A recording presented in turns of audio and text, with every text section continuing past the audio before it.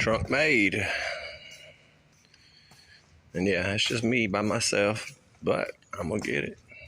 I have a helping hand tomorrow.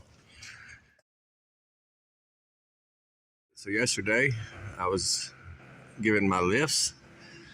Got my first trunk hang, got both my units in the air suspended.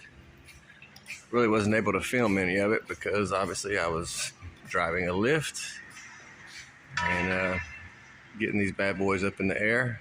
2 4-ton American Standard Heatpumps. Waiting on the crane to show up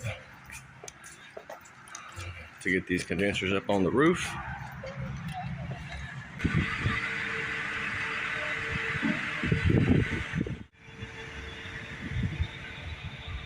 Here we are.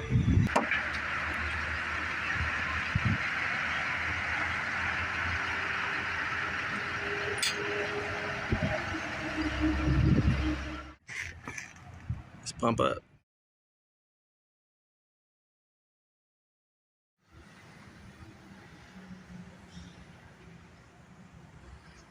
Both trunks up. Electricals ran, stat wires getting ran. I've got to get it knocked out the next day or two to finish.